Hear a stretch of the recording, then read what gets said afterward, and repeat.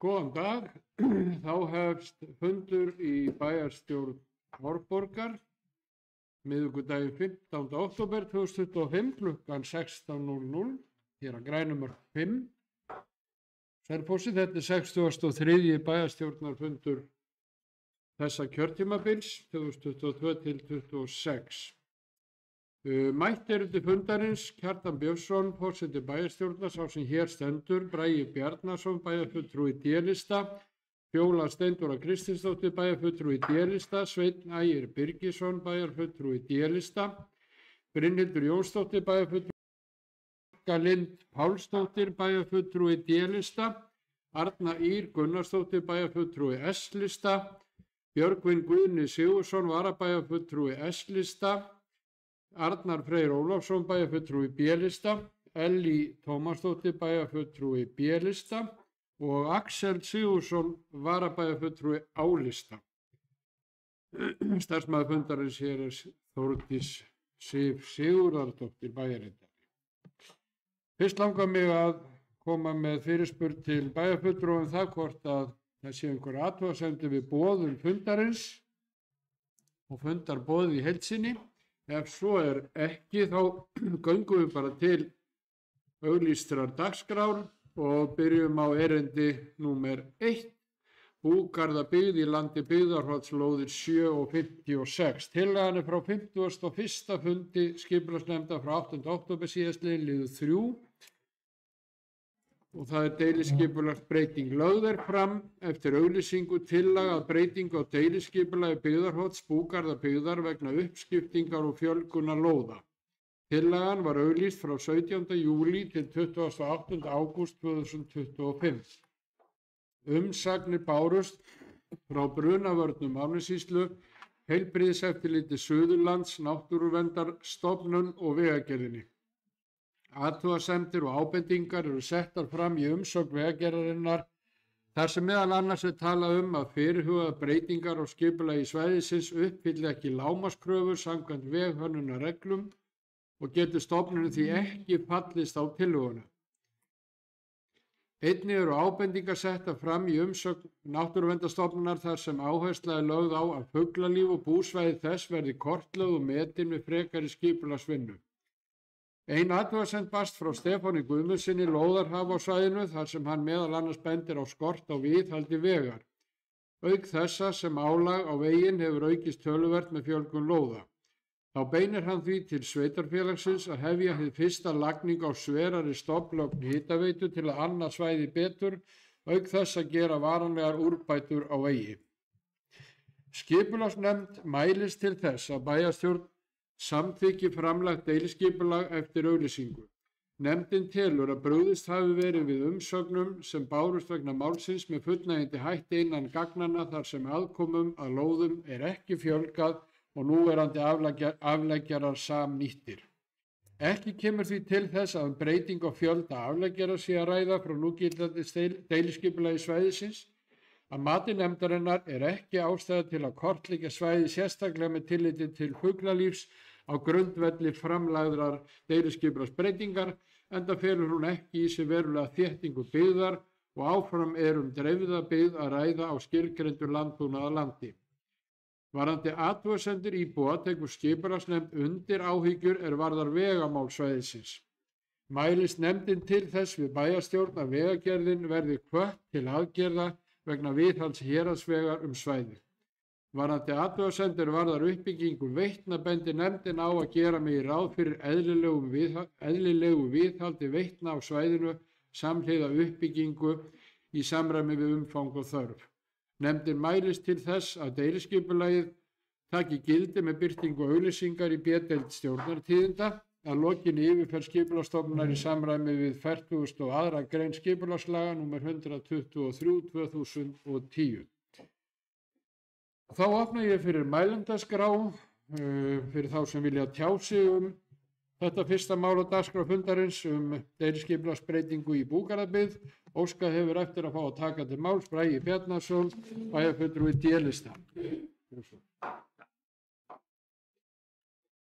Bæjarfulltrúar, svari tilnefnendur.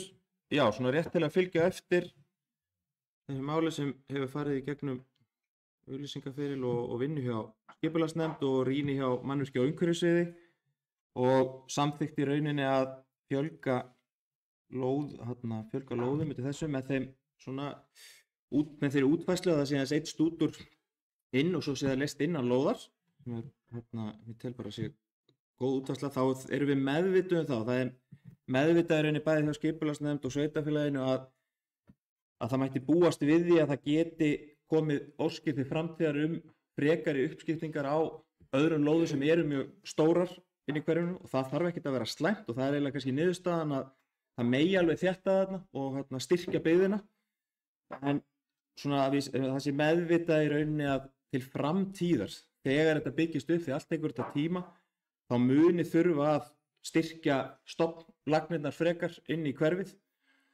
og gerist það bara með ákveðinni endurnýjun en einnig að núna er þetta héraðsvegur sem er á forræði Vegagerðarinnar, malarvegur og það er svo eitthvað bara, það er annað mál í rauninni þó að við tökum upp hér að hann verði tekin í gegn eða þá að það verði unnið í samvinnu við lóðarhafa að þessi vegur færi á forræði sveitarfélags. Það er í rauninni allt annað mál en eitthvað sem það bara skoða til framtíðar. En að öðru leyti það er jákvætt að sé verið að skipta upp þessum lóðum og þétta í rauninni byggðina en það mun mjög líklega kalla á aukna innviði til framtíðar.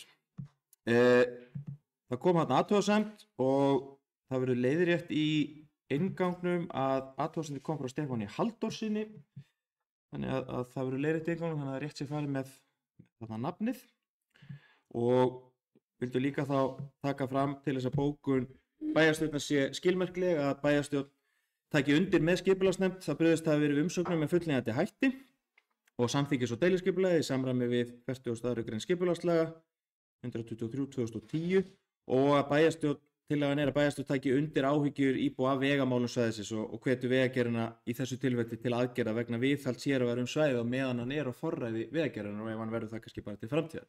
Hann er heflaður en það þyrfti að bera í hann og styrkja hann örlítið til þess að mæta þeirri umferð sem er nú þegar í Búkarabyggðinni eða við Byggðarholtsveg. Þannig að þetta er tillagan að bókun nefndarinnar. Takk fyrir.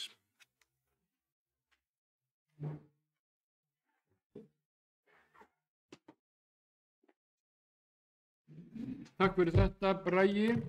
Við eru fleiri sem að hyggjast hjá sig undir þessum lið. Fyrsta lið á dagskrá fundarins sem er deiliskipulagsbreytingar í Búgarðabyggðinni við Byggðarholt. Ef svo er ekki þá göngum við til atkvæða. Þeir sem eru þessu samþykk vinsalast gefi merki. Það er samþykkt samhljóða.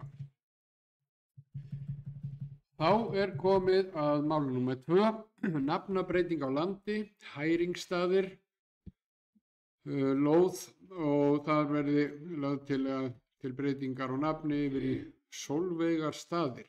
Tillagan frá 51. fundi skipulagsnefndar frá 8. október síðastliðinn liður 4. Lögðu fram beiðni breyting á staðfangi lóðarinnar hæringsstaði lóð L 192571. Í breytingunni felst að lóðin taki upp staðfangið Sólveigarstaðir.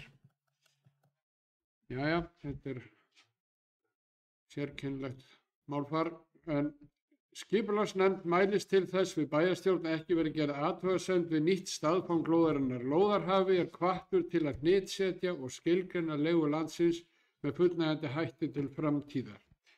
Ég opna fyrir mælendaskrá, einhverju vilja tjá sig um nafnabreyting á hæringsstöðum, Stokkseyrahreppi.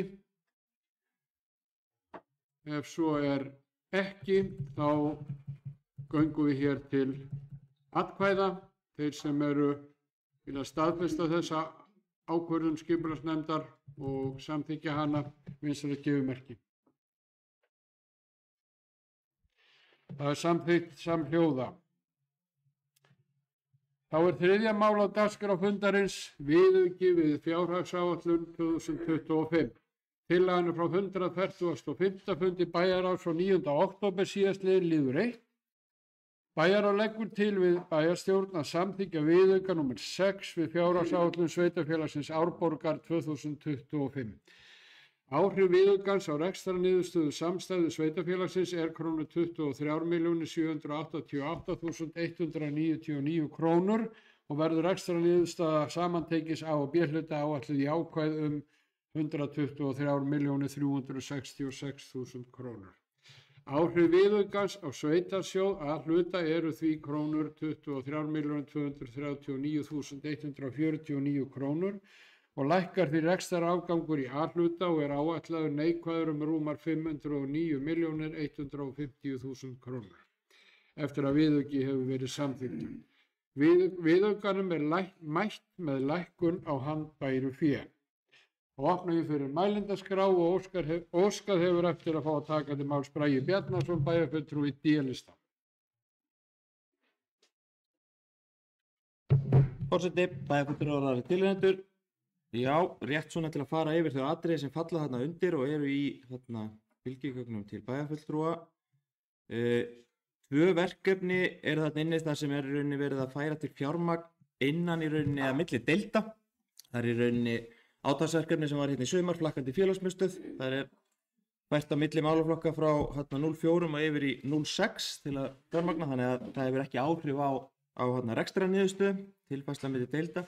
Síðan kom í rauninni úr vinnu við annan lið sem er árshátíð sveitarfélagsins sem við tókum fyrir í bæjarráði minnisblað með óskum viðauka vegna tilfærslu á hátíðinni yfir í Selfossvellina.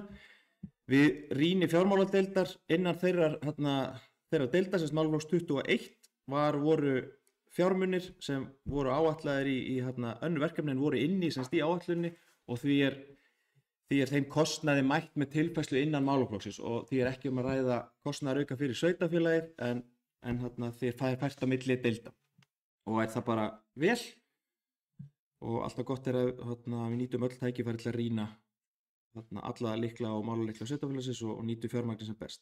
Síðan er liður 3 bílaleigubílar sem fyrir tæknileg mistök þegar verið að uppfæra kerfin við lok áætlunarvinnar í fyrra. Þá duttu út línur sem tilgreindu áætlun kostnaðar við bílaleigubíla hjá sveitarfélaginu á mismikið á milli deilda og þar af leiðandi var ekkert inn í áætlun ársins og það er þá leiðrétt í rauninni hérna og niður á rétta lykla. Samtals er það rétt tæplega 6,4 milljónir sem er miðað við raunkostnað ársins og áætlað út árið. Og síðan síðasti liður þar sem þurfti að fara í endurnýjun og tölvu vegna uppfærslu á Windows 10. Það var nú ef ég minnir rétt bara í fréttum í gær fyrir að fara í þetta þar sem að Microsoft hættir að uppfæra og þjónusta Windows 10 kerfin og þar af leiðandi þurfti að endurnýja strax nokkrar tölvur og sá kostnaður er í heildina upp á 17,4 milljónir sem er skipt niður á deildir. En mikið af þessum búnaði var orðin mjög gamall, 67 ára og eldri, þannig að það var alveg komin á endurnýjun líka, en svo tengist það náttúrulega annarri vinnu í fjárhagsáætlun hjá okkur þar sem við vorum búin að samþykkja svona uppfærslu áætlun á búnaði sveitarfélagsins á hverju ári. Þannig að samtals erum við að ræða lækkun rekstrarniðurstöðu á B-hluta upp á 23.788.199 krónur, því ekki að segja eins og kemur fram í inngangnum. Þannig að, já, það var það. Takk fyrir.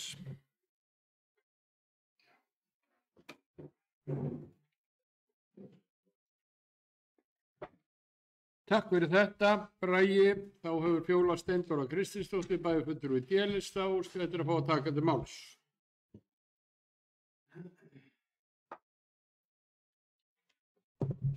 Forseti, bæjarfulltrúar og aðrir tilheyrendur. Ég kem hér upp undir viðauka 6 og þessu sinni til þess að fagna liðið 2 því að ég manna síðasta vetur vorum við að rífast yfir því hvort það ætti að halda árshátíð eða ekki árshátíð fyrir starfsmenn. Svo ég, til að vera sjálfur með samkvæm, ætla ég að koma hérna upp og fagna því að það sé fyrirhuguð árshátíð starfsmanna sem að mér finnst þeir sannarlega skilið eftir erfiða tíma undanfarin ár og finnst mikilvægt að 1. nóvember mæti sem flestir ásamt mökum og skemmti sér ærlega því að ég held að það sé mjög mikilvægt að fagna og þau eru mörg skrefin sem hægt er að fagna núna í nóvember. Þannig að það var nú ekki meira sem ég ætla að segja.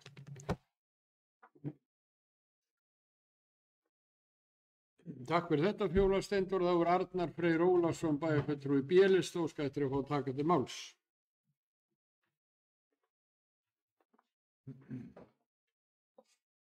Já, virðulegur forseti, bæjarfulltrúar og aðrir tilheyrendur. Mér finnst gæta smá svona miskilnings hjá meirihlutanum og þetta að koma núna aftur fram að í liðnum undir árshátíð að það sé ekki kostnaðarauka fyrir sveitarfélag að ræða vegna þess að þetta var í öðrum, það var búið að gera ráð fyrir þessu í öðrum kostnaði ykkur stærri, það var að fara í annan vasa væntanlega innan sveitarfélagsins. En það sem er svolítið erfitt að hlusta á er að segja sko að hér sé ekki kostnaðarauka fyrir sveitarfélagið að ræða. Það eru þetta kostnaðarauki. Þó svo ég sé honum fylgjandi mjög að það sé haldin árshátíð. En það er ekki kostnaðarauki miðað við fjárhagsáætlun. Og þetta er, þú veist, það ber að halda þess til haga að auðvitað er áætlunin eitt en kostnaðurinn kemur svo sannarlega úr vasa sveitarfélagsins. Þannig að þegar bæjarstjóri kemur hér fram og segir að hér sé ekki kostnaðarauka að ræða fyrir sveitarfélagið en það er ekki við kostnaðarauka miðað við fjárhagsáætlun. Það er tvennt ólíkt. Þannig að ég kem nú aftur inn á þetta örugglega á eftir í bókun sem var gerð við opnunartíma Sundlaugarinnar en það er bara rétt að halda þess til haga. Takk.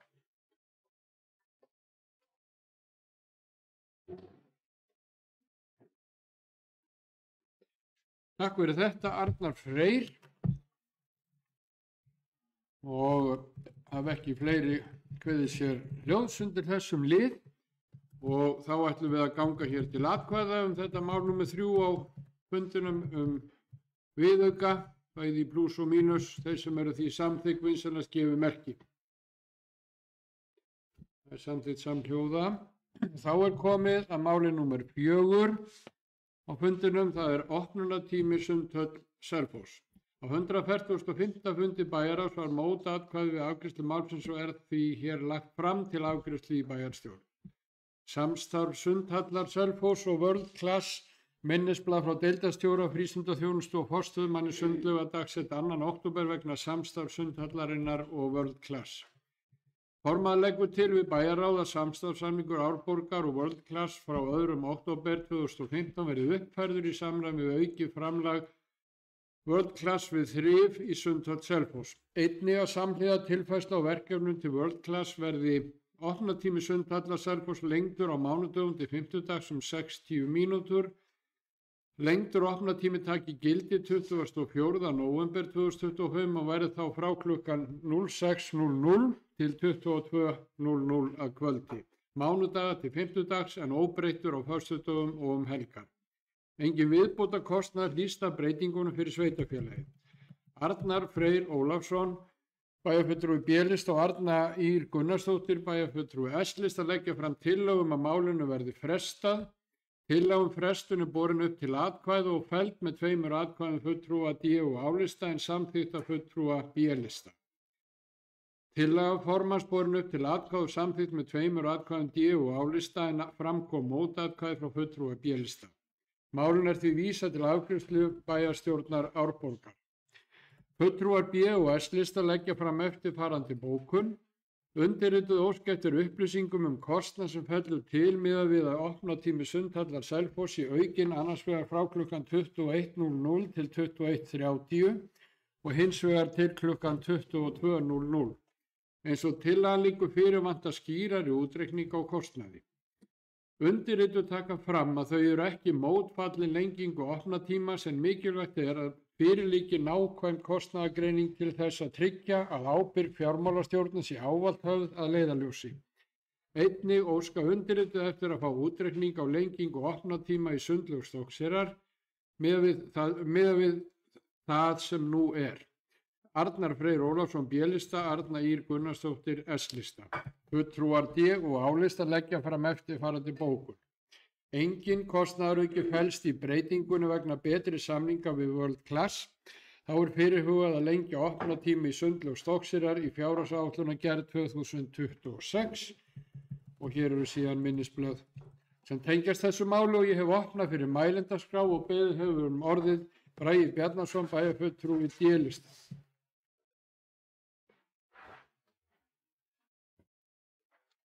Forseti, bæjarfulltrúar og tilnefnendur.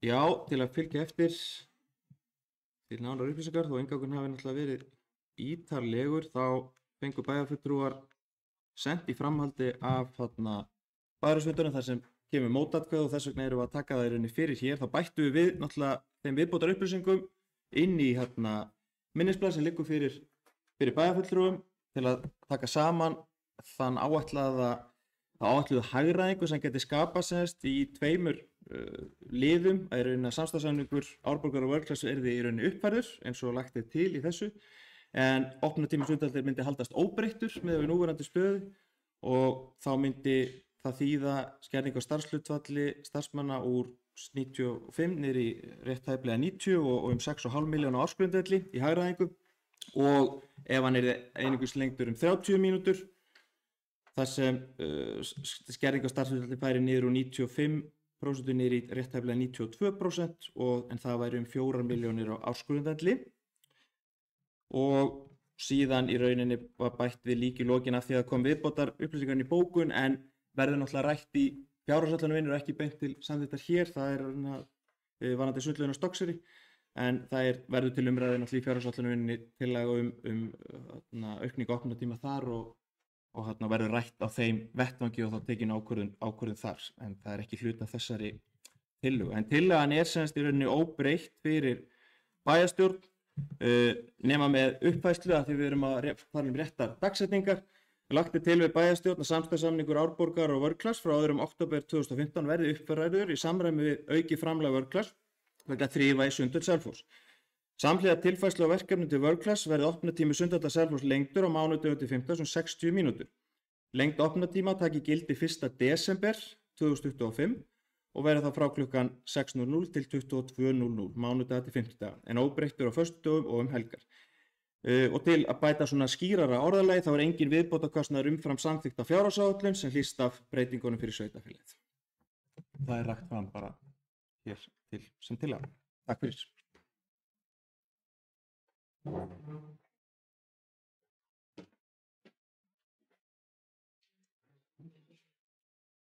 Takk fyrir þetta, Bragi, og við erum að ræða hér opnunartíma sundlauga sem ávallt flestir íbúar sveitarfélaga hafa skoðun á, og það er sama hér í bæjarstjórn Árborgar, og nú við beðum orðið Arnar Freyr Ólafsson, bæjarfulltrúi B-lista.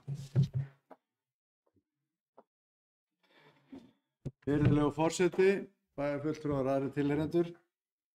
Ég var nú á sveitarstjórnaraðstöfnum daginn og það er víða sem að opnunartími sundlauga kemur inn á borð, og þetta er yfirleitt alltaf ásteytingssteytningur og reynda bara svolítið gaman af því. Þannig að það er nú ekki að illvilja sem að undirritaður varnar því að fólk komist í sund. Það væri þá þess að æra óstuðaðinn í raun, vegna þess að ég held ég hafi lýst því yfir hér í pontu áður að þetta er einhver besta sundlaug landsins og ég er fastagestur. Ég gerði nú samt sem áður óformlega athugun á þessu þegar ég sem oftar sat í guf eða sánaklefunum og það var verið að ræða þetta og ég þurfti nú að verjast feimlega gegn því að ég var að móti lengingu opnunartímans. En ég bráð samt sem áður á það ráð að athuga bara í fastagestahópnum hvað mönnum fyndist það annars vegar að vera með opið til 10 og svo að vera með opið til 9:30. Og það voru 6 atkvæði með 9:30 og 1 atkvæði með til 10. Nei, ég var ekki með til 10, ég var með til 9:30. Ég taldi í rauninni að það væri mikið gáfulegra að vera með til 9:30, en það er það eins og kemur fram að talsverður sparnaður á ársgrundvelli og ég í sjálfu sér eiginlega verða að segja eins og ég er ennþá pínulítið hissa af hverju var verið að lengja þetta til 10, vegna þess að að við erum vissulega með 5 starfsmenn á vakt í hver skipti og það kostar bara talsvert mikið eins og það búið að rekna hérna út, var það rétt hjá mig skilið að ef það væri til 9:30 þá var það 4 milljónir sem að myndi spara. En allavega, við vorum búin að rekna á sínum tíma að það væri bara inn á bæjarráðsfundi, það væri cirka 2,5, þannig að hér er 4 milljón króna sparnað að ræða miðað við samningin sem er í gildi við World Class.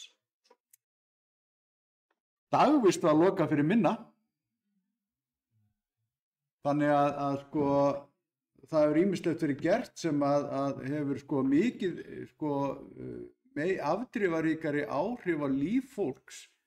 Það hefur verið ráðist þar framkvæmdir eða þar sparnaraðgerðir á kjörtímabilinu fyrir minna fé og ég leyfi mér að tala fyrir hönd bæjarfulltrúa Örnu sem við sátum inn á þessum fundi að við vorum nú svolítið sammála um það að það væri kannski hentur að byrja á 9:30 og sjá hvort að það sé ekki nægjanlegt og spara þannig talsvert fé á ársgrundvelli.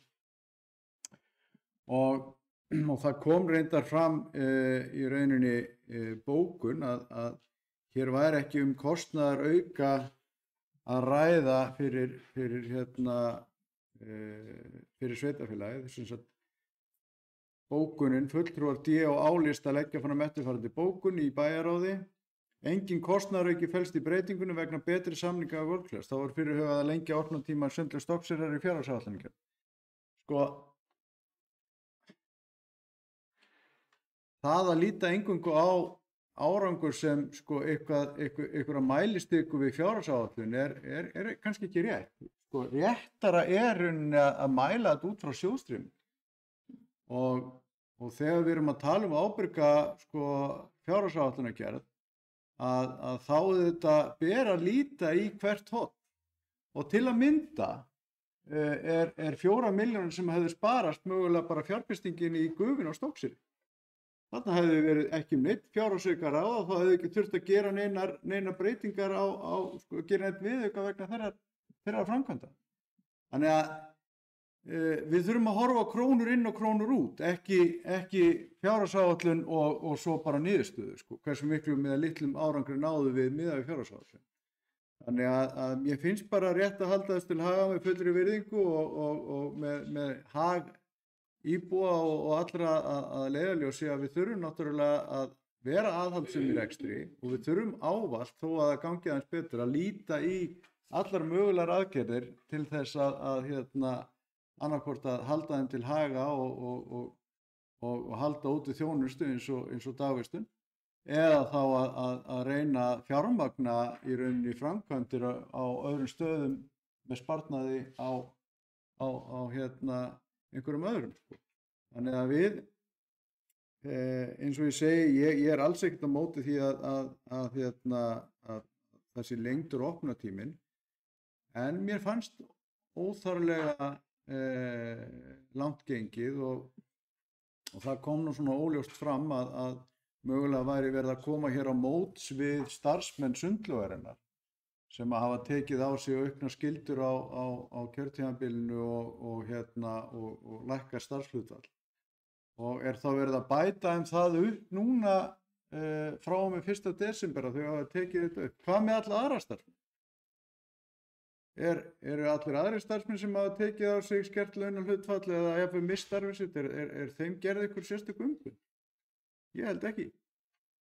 En þetta er bara pínulítið skrítið á þessum tíma á kjörtímabilinu þetta, en kannski er það ekkert svo skrítið, en ég skal ekki segja, en ég samt sem áður bara vil klingja út með því að ég fagna sjálfsögðu lengingu opnunar sundlaugarinnar, en mér finnst helst til vel í lagt með þessar aðgerðir.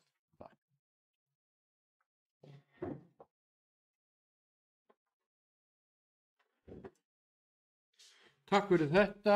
Arnar, stundum í gamla daga nefndur Arnar Sund, en það einnig þekktustu sundfjölskyldu þjóðarinnar. Já. Þá hefur óskað eftir að fá að taka til máls Arna Ýr Gunnarsdóttir bæjarfulltrúi S-lista.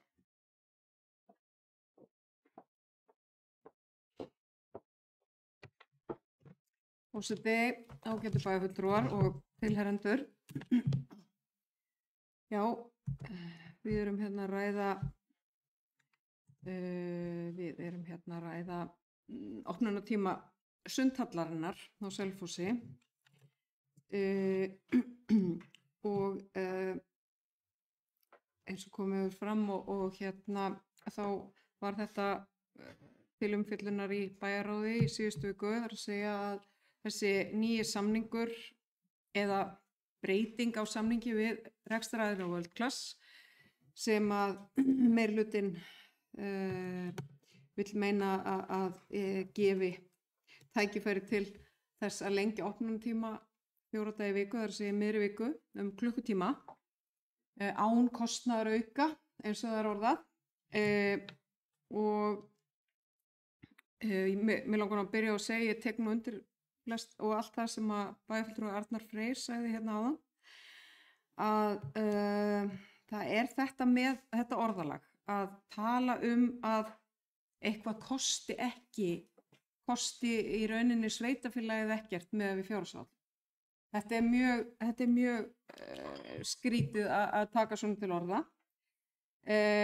Við vorum nú einmitt hérna áðan, bara síðast áðan, að fjalla um við fengum kynningu hérna, flotta kynningu á starfsemi félagsmiðstöðun okkar hérna og það nú einmitt gott dæmi að í öllum tilvikum þá þurfum við náttúrulega sem bæjarfulltrúar og við erum kosin til þess að passa upp á skattfé borgaranna að við þurfum alltaf að meta og forgangsraða hverja einustu krónu sem að sveitarsjóður hefur til umráða og ef að við spörum 4 milljónir einhvers staðar, þó við gerum ráð fyrir henni í fjárhagsáætlun, þá erum við að hugsanlega að geta bætt þjónustu annar staðar sem þarf nauðsynlega að bæta.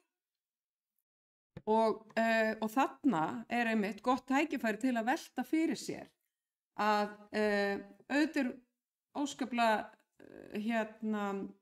óskaplega indælt og mikið lífsgæði mögulega falin í því fyrir einhverja einstaklinga í sveitarfélaginu að geta setið í heita pottinum til klukkan 10 á kvöldin í staðan fyrir mögulega 9:30. Mér finnst til dæmis fyrir mína parta finnst mér bara virkilega vel í lagt að bjóða upp á opnunartíma til klukkan 9:30 á kvöldin frá klukkan 6:30 á mótana. Það er verulega gott fyrir opinberan rekstur. Þetta er ekki einkarekstur. Þetta er opinber rekstur. Og við þurfum að þá að meta það. Hverju erum við að tapa á móti? Hvaða þjónustu notendur sveitarfélagsins sem þurfa mögulega á aukinni þjónustu að halda, getur nefnt sem dæmi, börn í vanda, börn í viðkvæmri stöðu sem að þyrftu frekar á þjónustu félagsmiðstöðuna að halda.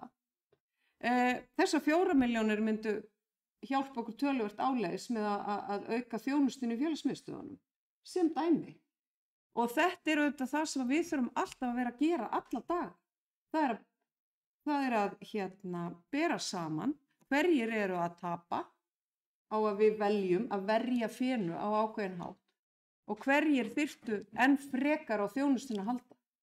Hvar erum við að fá virkilega það sem að ávinning af þeim fjármunum sem við ætlum okkur að leggja í eins og til dæmis þessar 4 milljónir króna.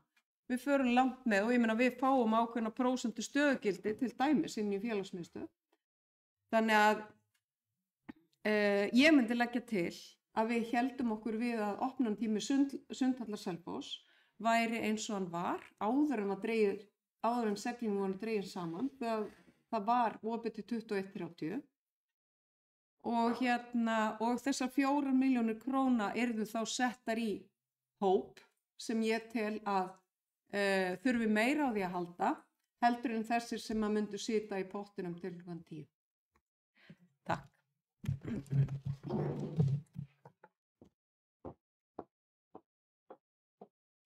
Takk fyrir þetta. Arna Ýr, þá Sveinn Ægir Birgisson, bæjarfulltrúi D-lista, óskar eftir að fá taka til máls.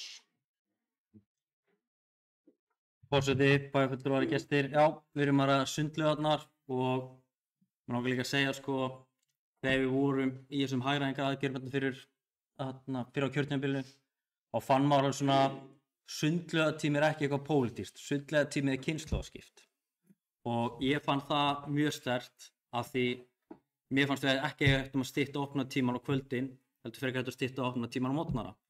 Og það var allan þannig viðhorf að þeir sem eldri voru allan í bæjarstjórn, þeir höfðu það ekki og það er alveg að framkvæma alls konar kannanir innan sundlaugarinnar hvernig opnunartíminn er, en ég held að þetta sé alveg, þetta er alltaf svolítið svona kynslóðskipt hvernig við sjáum þetta fyrir okkur. Í þessari tillögu sem er að fæljast, þá er, vissulega hagræðing að það er farið, en hagræðingin snýst þá að lækka starfsfólk. Samningurinn við World-Class er að þau eru að taka við þrif á búningsklefum og við það er þá engin vinna fyrir starfsmenn eða eftir þann tíma að tíminn sem starfsmennir hefðu átt að vera þrif á búningsklefuna eru nýttið til að bæta þjónustuna, lengja þjónustuna og bæta þjónustuna. Og ég er þeirrar, höfðu margir foreldrar, mörg ungmenni koma á tal við mig og veit margar í bæjarstjórninni að sérstaklega það var alltaf mjög stór hópur ungmenna, bæði íþróttakrakkar sem voru að klára æfinga og líka aðra ungmenna sem voru í sundlauginni á kvöldin og hafa ekki verið að skila sér núna eftir þessar breytingar voru gerðar á sínum tíma. Hvort það hefur verið til 9:30 eða 10, það má deila það, en mér finnst 10 bara fínt, ég meina félagsmiðstöðin er opin til 10, krakkarnir eru úti oftast til 10, það er útivistartími til 10 þótt að sundlaugin sé rauninni opin til 10, þá er nú alltaf þannig ekki rekið upp úr að með minnir korter fyrir lokun að ég heldur sem bara koma virkilega til móts við ungmenni akkurat í þessu og auðvitað er það líka gott að við sem að bjóða upp á enn eitt úrræði þar sem börn geta verið og verið þá lengur á sundi og séu ekki á hópamyndun einhvers staðar annars staðar. Það snýst líka svolítið það og þetta eru 4 milljónir og auðvitað er það upphæð við ætlum ekki að gera lítið því en þá erum við, vissuleyti, þyrftum að lækka starfshlutfallið en við erum bara að nýta mannauðinn betur með þessum samningi og bæti þjónustuna og það hefur alltaf og ég held var alveg upp af allra bæjarfulltrúa og það má leiðrétta með ég er farið með rangt mál. Þegar við fórum í hagræðingarnar á sínum tíma þá var alltaf ákveðið við ætlum að taka skref líka tilbaka smátt og smátt. Við erum búin að lengja opnunartími sem dæmi á Gámasvæðinu 1 dag í viku á miðvikudegi núna GT6 á miðvikudögum á mig minnir og erum að taka þessi skref svona jafnt og þétt tilbaka og sparnaðurinn við dagdvöluna var minni en það var líka bara allt önnur stað hjá sveitarfélögunum þá og ég hef alveg viðurkennt að hér ræðustól skal gera aftur, maður sá eftir þeirra ákvörðun og auðvitað tóku við að búið að taka 100 ákvörðanir hagræðingartillögu og auðvitað voru einhverjar sem fóru vel og margar aðrar sem fóru illa kannski en sem betur verið ekki margar en ég get alveg skal vera maður með meir og bara segja að það var röng ákvörðun. En sundlaugin, ég held að það sé bara virkilega gott að þau sem er opið til 10, ef allar sundlaugar höfuðborgarsvæðisins eru opnað til 10, allar hjá Reykjavíkurborg og Skeiðalaug sem dæmið opið til 10 og aðrar sundlaugar líka sem eru á svæðinu, að þarna eru bara að koma móts við marga og við erum ólík, sumir myndu vilja að vera til 10, þá er bara komið nóttin eða til 9:30 þá er bara komið nóttin þá er þetta bara að sofa meðan að aðri myndi ekki detta í huga að vakna klukkan 7 og fara í sund þá er líka nóttin að við erum bara að nýta mannaflann okkar best með þessari tillögu og þess vegna erum við að segja það er engin kostnaðarauki, við erum að nýta mannauðinn sem við erum með í sveitarfélaginu ef við ætlum ekki að gera það þá þurfum við að lækka starfshlutfall starfsmanna sem getur bara gott og vel, getum alveg farið þá hagræðingu þetta er bara spurning hvað en ég held við séum virkilega komið til móts við hóp ungmenna, fjölskyldufólks sem hefur verið að sækja sund eftir kvöldmat og þáttar og ég held að það sé bara mjög góð bót á því og við séum að auka þjónustu við íbúa jafnt og þetta eins og við höfum viljað gera. Takk. Takk fyrir þetta, Sveinn Ægir. Get þó staðfest sem fastakúnni í sundlaugum Árborgar og Sundhöll Selfoss að það er ekki rekið upp úr korter fyrir lokun, heldur bara á mínútunni.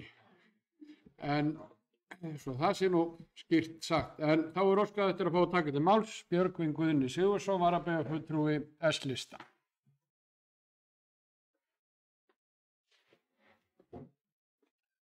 forseti og bæjarfulltrúar og tilheyrendur. Ég vildi bara taka undir málflutning þeirra bæjarfulltrúa Arnars Frey og Örnu Ýr.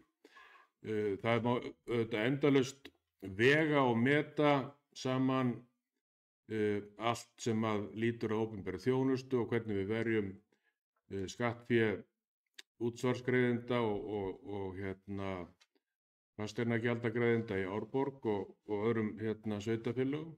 En þar sem að er að ræða nokkra fjárhæð sem að gæti svo sannarlega nýst annar staðar þegar að það er skoðað hvernig því er fyrir komið og hvaða verkefni standa upp á sveitarfélagið að bæta í annar staðar. Og auðvitað má fara mörg rök fyrir því að sundlaugin opna til 10 eða 11 jafnvel eða eitthvað svoleiðis. En þegar þetta er allt sett í samhengi, kostnaður, þörf á fjármunum annar staðar, þó þetta sé ekki eitt af stóru málunum í rekstri sveitarfélagsins, þá er þetta samt sem áður svona táknrænt mál og sjálfsagt eins og þau benda á í bókuninni, Arnar Freyr og Arna Ýr, að byrja á því að fara þangað sem þetta var, lengi opnatíma til 9:30 og síðan er alltaf að sjá til síðar hvort það sé þörf á því og rökstandi til þess að lengja hann enn frekar til 10 eða lengur þess vegna eða hvernig málið snýr þegar að því kemur. En þá er allar mjög skynnsöm nálgun að byrja á því að hafi þetta opið til 9:30, sjá svo til síðar og nota þá fjármuna sem að sparast í önnur nefnd verkefni sem að stendur upp á sveitarfélagið að bæta í.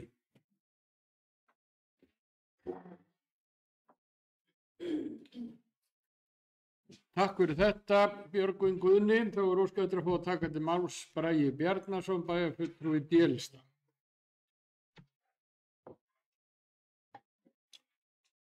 Forseti, bæjarfulltrúar og tilheyrendur. Já, þetta er alltaf erfitt umræðuefni þegar við fyrir að ræða sundlaugarnar hjá okkur og ég nóg inni held ég þetta haustið, en ég ætla að leyfa mér að vera bara ósammála nálgun bæjarfulltrúa Arnars Freys, Örnu Ýrar og Björgvins og það er auðvelt að taka ákveðna liði til að bera saman allt eftir því hvað hentar, en við erum auðvitað að reka samfélag og sundlaugar eru hluti af því og ég er ekki að gera lítið úr neinum öðrum verkefnum með því að segja það en til að leiðrétta líka, það var tekið niður annar kostnaður eða verkefni frestað til þess að hægt var að kaupa Sánukljána og Stökseyri, þannig að við erum alltaf að reyna að hreyfa til verkefni svona að maður ætlar að taka fram, en þetta er bara eitt lítið mál, við erum auðvitað með marga milljarða undir í heildarrekstri sveitarfélagsins.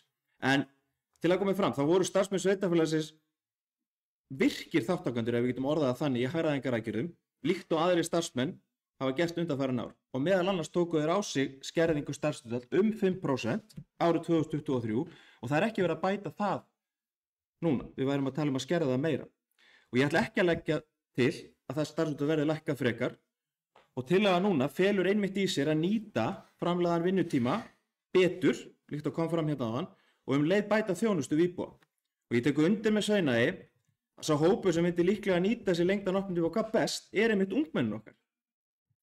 Bæði þau sem eru að koma á æfingum og kvöldin og önnur sem vantar mögulega samastað. Finna sig kannski ekki í félagsmiðstöð en eru þarna í einmitt vernduð umhverfi. Og ég held að það sé peningum vel varið og styð tillöguna heils hugar.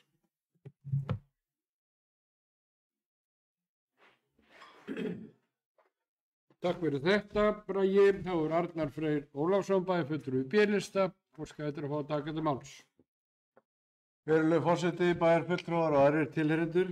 Já, ég sakna þessa röksemdafærslu nú úr upphaflega málflutningnum að hér hafi verið að tala um það að það hefði þurft að draga úr starfshlutfalli. Það kom hvergi fram. Það er að koma fram hér. Þannig að það hefði verið gott að fá allavega þau rök á sínu tíma en það kom ekki fram að það hefði átt að draga úr starfshlutfalli ef að samningurinn hefði staðið og ekki hefði verið lengdur opnunartíma á móti. En vissulega kom fram málflutningur það að þetta hefði með vaktakerfið að gera og ég spurði sérstaklega það inn á bæjarráðsfundunum en ekki með þetta skýrum hætti. Þannig að það er náttúrulega verið að draga það upp úr hattinum eins og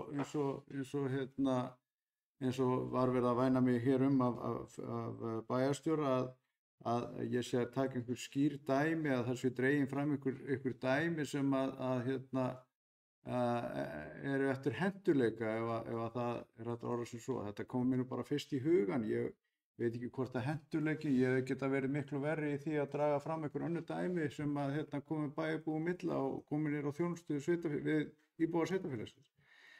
En ég held að þetta verður náttúrulega kannski gott dæmi það að það væri þá ágætt minnisblaðið sem að fylgdi með frá forstöðumanni, að það var í raun margt ágætt og ekkert við það sérstaklega aðtuga, en það er kannski verið gott að fá þessa greiningu og hvað þetta hefði þýtt fyrir starfsmennina að ef að það hefði verið dregið úr starfshlutfalli starfsmanna.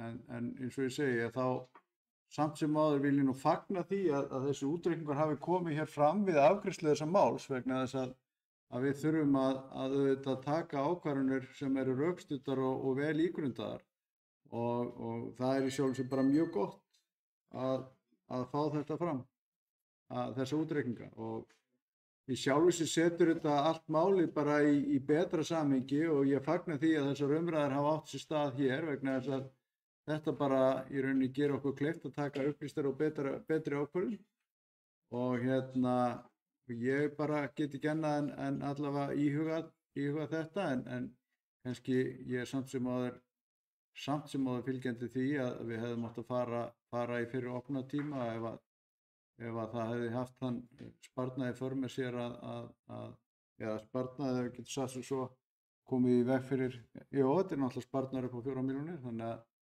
það er náttúrulega fjárútlátt sem skiptir máli, en ég held að það verði náttúrulega ævinlega einhver styrr opnunartímann og þegar það er verið að hreyfa við hann, þá þetta vekur að marga til umhugsunar og kemur niður á morgun. En ég held samt sem áður að eins og nýtingin var áður en opnunartími var styttur að þá nýttist þessum hópi sem hér verið að ræðum, þessum ungmennum, það nýttist honum mjög vel og enda útvistatíminn til klukkan væntanlega 10 eða hvað. Þannig að þetta nýtist þeim þó bara hluta ef að þau eru að fara eftir reglum útvistatíma og þau þurfa væntanlega að koma sér mislangt heim og sem búa við hliðina á sundlauginni og annar svolítið frá, þannig að það má ekki gera ráð fyrir því að þetta korter sem kannski tekur suma að komast heim, það nýtist þeim illa þó sundlaugin sé opið til 10. Og ég meina, hér er náttúrulega, ef það verið að taka öll ungmenni alls sveitarfélagsins, ég gera það ráð fyrir því að það sé verið að hugsa þetta á þeim grunni að það megi þá allavega endurskoða einhvers konar ferðir niður á strönd, en ég ger nú ekki ráð fyrir því að það sé í boði að endurskoða það samhliða þessum lengd og opnunartíma fyrir ungmenni niður á strönd. Enda, Stokkseyri, það náttúrulega sundlaugin ekki með jafnlangan opnunartíma það eins og hér á Selfossi og engin sundlaug á Eyrarbakka. Þannig að það náttúrulega bara ferðirnar hanga niður eftir þá sem að stýra því hvort þið geta notað sundlaugin eða ekki. Takk.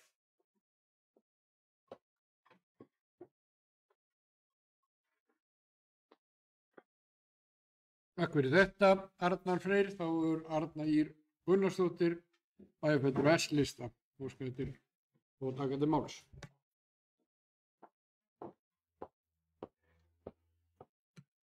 Forseti, ég glemdi nú áðan ætlaði nú að þakka fyrir útreikningana sem við óskuðum eftir og fengum í bætt við minnisblaðið. Það var gott að fá þá.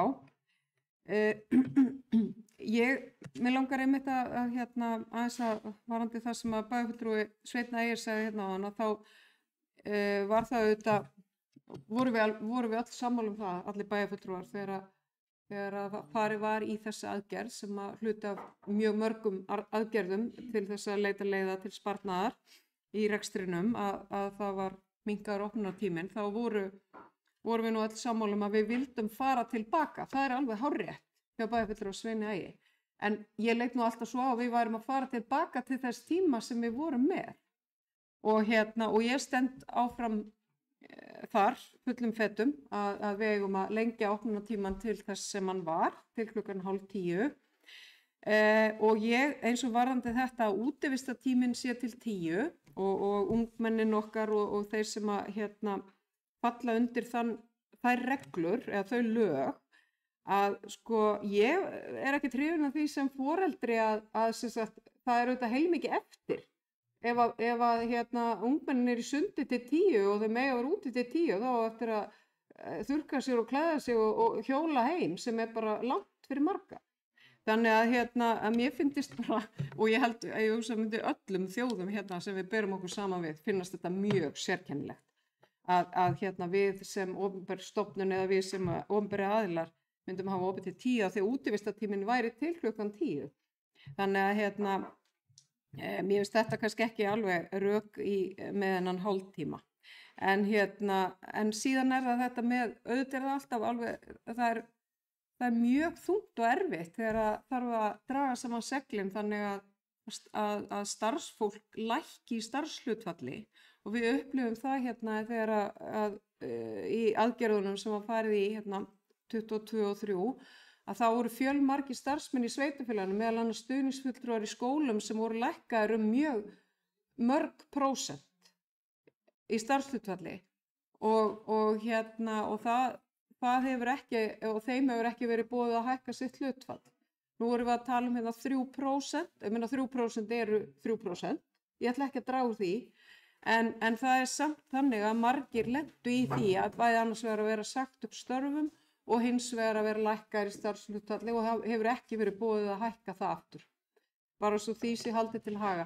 En ég er allavega þeirra skoðunar að við ættum að horfa í að fara aftur til þessu opnunartíma sem var hér áður en að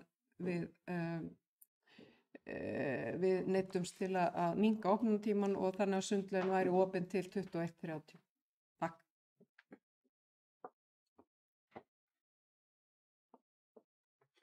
Takk fyrir þetta. Arna Íþór, Fjóla, Steindóra Kristinsdóttir, bæði fulltrúi D-lista og skættur að taka til máls.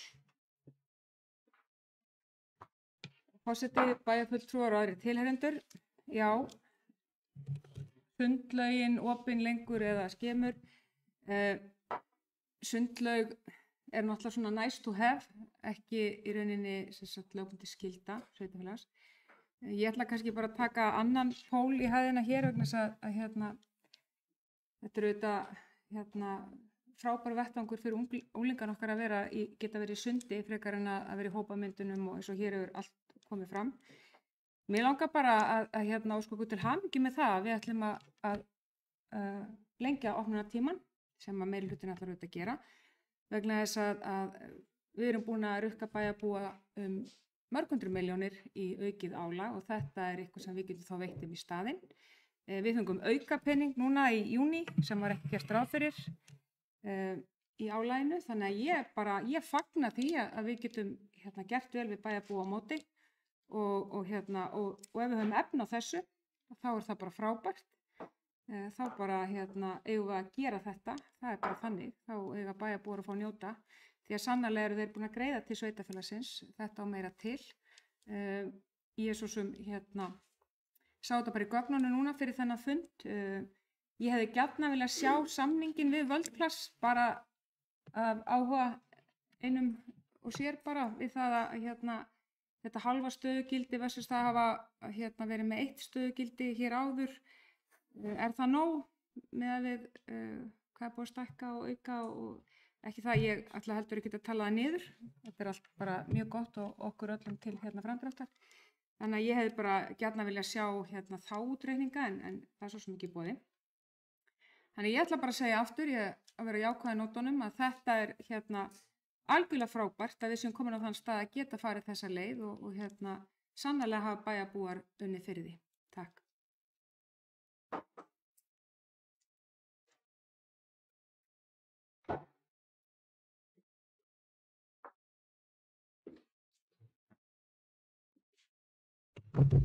Takk fyrir þetta, Fjóla, Steindóra. Þá höfum við náðu að fara vel yfir fjórða mál á dagskrá þessa fundar opnunartíma Sundhallar Selfoss.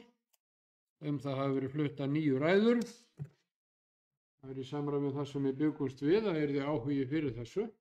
En ég hef lokað fyrir mælendaskrá, ekki fleiri kveðið sér hljóðs, og þá göngum við til atkvæða þetta umdeilda mál. Þeir sem eru því samþykk vinsamlegast gefi merki. Þeir sem eru á móti, það er samþykkt með 6 atkvæðum D-lista, 1 atkvæði A-lista, 1 atkvæði B-lista, hjáseta hjá 2 fulltrúum S-lista og 1 fulltrúa B-lista. Já, Ellý Tómasdóttir, bæjarfulltrúi B-lista, óskar eftir að fá að gera grein fyrir sínu atkvæði. Forseti, bæjarfulltrúar og aðrir tilheyrendur. Já, mér finnst ég eiginlega verða að koma upp og gera grein fyrir atkvæðinu mínu. Þetta tósast auðvitað rosalega mikið hjá mér bara í báðar áttir. Ég er kannski að þeirri kynslóð að ég vil hafa opið lengur og umgengst mikið unglinga sem stunda íþróttir og eru búnir á æfingum milli klukkan 8:30 og 9 á kvöldin og hafa ekki geta nýtt sundlaugina á þessum tíma. Þannig að ég ákvað bara að fara eftir minni sannfæringu og því sem að ég trú á, þó ég viti alveg líka að þessar 4 milljónir gætu nýst vel í eitthvað. Þá þurfum við líka að vera með eitthvað fyrir börnin okkar sem eru í íþróttunum og fólki sem er þar. Þannig að samkvæmt hjartanu segi ég já og styð þetta. Takk.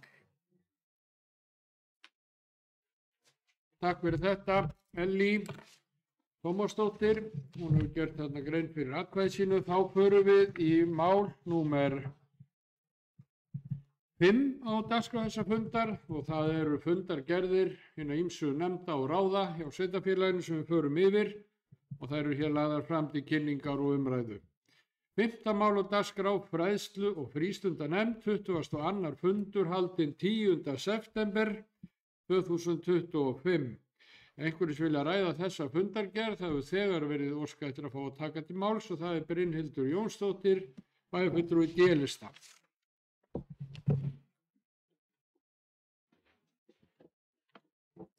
Forseti, bæjarfulltrúi og aðrir tilheyrendur, mér langar bara að koma upp og fara aðeins yfir þessa fundargerð, en þarna liggja fyrir innra matsskýrslur hjá velflestum leikskólum okkar og þarna er verið að fara í nýtt form sem er verið að taka í notkun, þannig að það sé hægt að bera saman leikskóla. En auðvitað alltaf þegar við erum að byrja á einhverju nýju að þá tekur þetta bara tíma og ég veit að skólarnir eru einnig að fara í svona einsform og ég veit að við tókum það fyrir á síðasta fræðslu- og frístundanefndarfundi og það bara tekur tíma. Þannig það eru sumir sem að halda sig við gamla formið og aðrir með nýja, en þetta er hugsað til þess að sé hægt að sé auðveldar að bera saman leikskóla. Takk fyrir.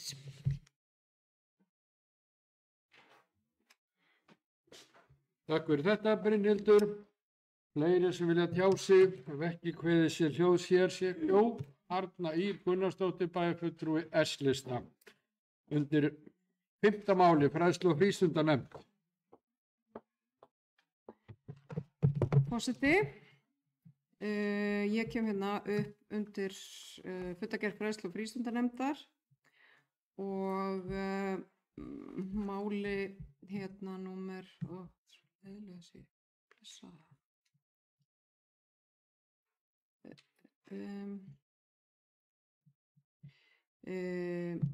14. máli í fundargerð fræðslu- og frístundanefndar matsferill. Það hefur verið lagt frá minnisblað með upplýsingum nýjan matsferill. Og eins og væntanlega margir hér inni hafa tekið eftir, þá verið mikil umræða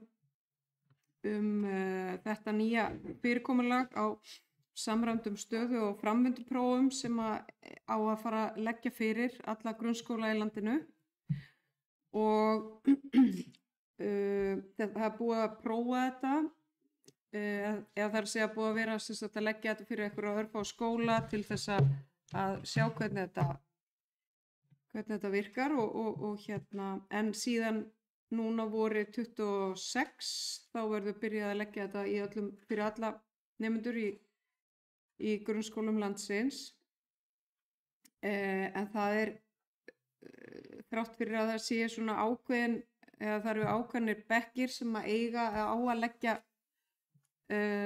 leggja matsferil fyrir, þá eru líka val varðandi ýmsa þætti og ég hef nú svona ekki heyrt neina umræðu í okkar sveitafélagi matsferilinn, þannig að ég myndi svona gjarnan vel að heyra frá formanni fræðslu- og frístundanefndar hver umræðan hefur verið matsferil innan okkar sveitafélags. Sem sagt komin að stað einhverjir svona vinnu eða samtalshópar hjá skólastjórum eða svona hver svona faglega deilan, hvað segir hún matsferilinn? Það væri áhugavert að heyra því að það hefur heilmikið þetta skrifað og sum sveitafélög eru þegar komin að stað með ákveðin að fara sína leiðir í þessu, þannig að það væri bara gaman að heyra það. Síðan langar mig til þess að benda á og fagna að það var til umfjöllunar á fundinum og þarna í fundagerðinni umsóknir styrk til náms í leikskólakennarafræðum sem alltaf tekið fyrir árlega og það bara ánægjulegt að sjá að það áhugi hjá okkar starfsfólki í leikskólanum að sækja sér menntun og það í rauninni 17 umsóknir samþykktar í sveitafélaginu og þar með 17 starfsmönnum gert kleift að stunda nám og bæta þessi þekkingu og þar með auka þekkingastíð og fagmennskuna sem að við viljum sannarlega að sé mikil og góð í leikskólanum okkar. Takk.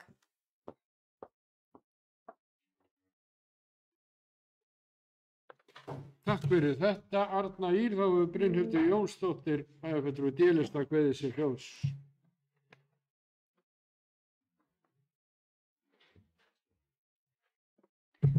Já, forseti, varðandi matið, þá hefur verið tekin ákvörðun það að það verður bara farið í þetta eins og þetta lagt fyrir þarna og svo verður það metið eftir það. En þá var Vallaskóli búinn að vera tilraunaskóli, þannig að hann var síðastu vetur þá var þetta lagt fyrir þar og þannig að það ekki í rauninni búin að taka ákvörðun að við ætlum að fara í að meta alla bekki eða alla nemendur, en það hugmyndin að leggja þessi próf fyrir 4., 7. og 9. og meta það svo síðan út frá því. Þannig að við séum ekki að við ætlum að byrja þar, fara rólega í verkefnið. Þannig að það svona það sem að liggur fyrir núna. Takk fyrir. Ég má kannski bara aðeins úr því að ég fekk ábendingu varðandi þetta erum við búin að taka fyrir læsistefnuna en bara við fengum kynningu á henni þarna og síðan var þetta fræðsludagur fjölskyldusviðs sem var þarna líka hann var líka kynntur fyrir okkur, þannig bara svona kannski bara nefna það líka.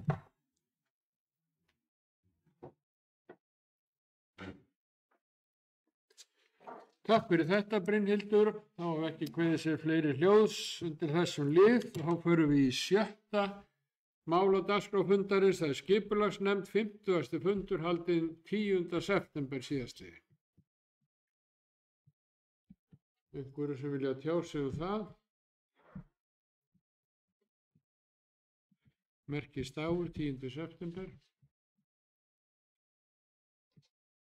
Ekki hafa neini kveðið sér hljóðs, þá förum við í 7. lið. Velferðarnefnd, 19. fundur, haldinn 12. september. Einhverjum sem vilja tjá sig um þá fundargerð. Þá hefur formaður velferðarnefndar og skættur að fá að taka til máls, Helga Lind Pálsdóttir, bæjarfulltrúi í D-lista. Takk fyrir þetta, kæra forseti og aðri bæjarfulltrúar þeir sem eru að horfa.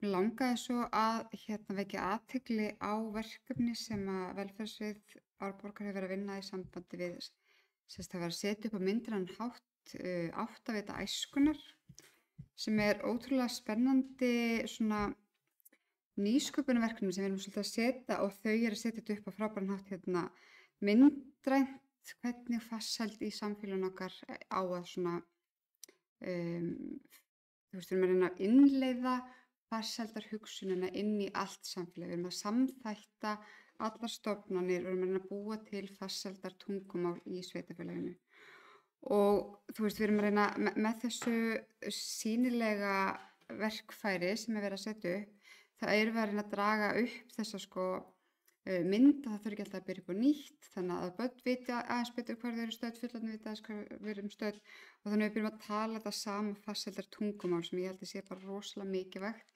í samfélaginu í dag og þeim áskorunum sem blasa við okkur þar. Þannig að mér langar bara að vekja athygli á þessu, mér langar að hvetja fólk til að kynna sér þetta frábært verkefni og rosalega flott vinna hjá starfsmönnum velferðarsviðs.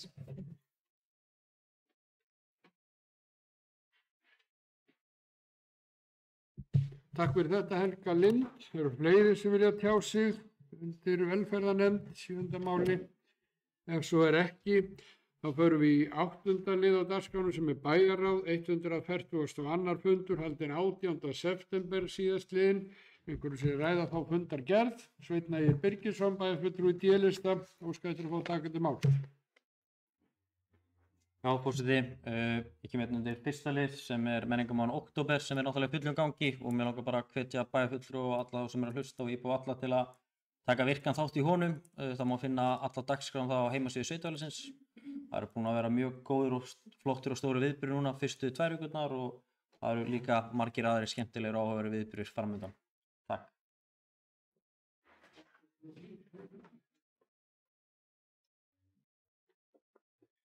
Takk fyrir það Sveinn Ægir. Bragi Bjarnason, bæjarfulltrúi í D-lista, og skættur að fá að taka til máls. Forseti bæjarfulltrúar og aðrir tilheyrendur, já, kannski rétt undir máli 6, bara til þess að upplýsa íbúa. Sveitarfélagið fékk styrk frá mennta- og barnamálaráðuneytinu að veitti verkefni virkniráðgjöf Elju sem gríðarlega gott verkefni og ég veit að það hefur beina tengingu hingað inn í salinn til okkar. Við erum með starfsmann hérna í liði með okkur. En það er bara virkilega ánægilegt að þetta verkefni hafi fengið áframhaldandi styrk þannig að við getum byggt það upp og þróað áfram því það hefur sýnt sig strax að það að hjálpa ungmennunum okkar og líkt og umræðan sem var hérna fyrir bæjarstjórnarfund og hefur verið áfram þá þetta bara einn liður í því að við hjálpum ungmennunum okkar og reynum að auka virkni þannig að það bara vildi koma þér fram. Það bara, ég segi takk fyrir hann tjötar þess að við fáum þennan styrk og getum unnið þetta verkefni áfram.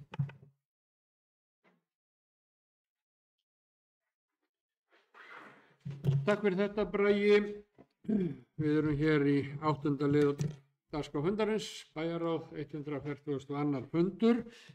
Ekki hafa fleiri óskættir að fá að taka til máls, þá förum við í lið númer 9 á fundinum. Það bæjarráð 143. fundur, haldinn 25. september síðastliðinn. Einhverjum sem vilja ræða þá fundargerð. Fjóla Steindóra Kristinsdóttir, bæjarfulltrúi í D-lista, óskættur að fá að taka til máls.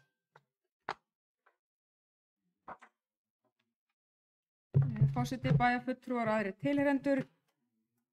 Mér langar bara aðeins að spyrja lið 2 af því að þar er verið að tala breytingu stefnumótum varandi grænumörk 5 sem vel. Það kemur hér fram að það hafi verið svona kynningarfundur fyrir íbúa. Mér langar bara svona kannski að heyra hvernig það verið tekið í þessa stefnumótun og hvernig þetta bara farið fram og hvert var framhaldið, bara svona fyrir íbúa. Takk. Takk fyrir þetta Fjóla Steindóra. Bragi Bjarnason, bæjarfulltrúi D-lista. Óskar eftir að fá að taka til máls. Já, forseti bæjarfulltrúi tilnefndur, já, til að svara þessari fyrirspurn. Náttúrulega eins og kemur fram þá var bæjarráð samþykki og stjórn leigubústaða tók í rauninni undir þetta og staðfesti það að myndi taka yfir þarna umsjón með þessum íbúðum. Haldinn var íbúafundur mánudaginn eftir með íbúðum sem stendur í greiningu og aðstandendum og gekk bara mjög vel. Fórum þarna bara vel yfir í hvað breytingarnar fælu í sér og hvernig næstu skref væru, og í framhaldinu núna er sem sagt bæði húsnæðisfulltrúi og velferðarþjónustan að funda með íbúðum og fara yfir stöðuna, hverja breytingarnar getur, hvað áhrif hefur þar. Þannig að þær breytingar sem verða mögulega á leiguverði eða þá niðurgreiðslu sem kemur á móti, hvað kemur inn áramótin og svo hvað kemur þá í rauninni áramótin eftir, því að við samþykktum náttúrulega að innleiða þessa breytingu í þrepum. En bara gekk bara mjög vel og gott að sjá hvað margir íbúar mættu líka á fundi. Takk fyrir.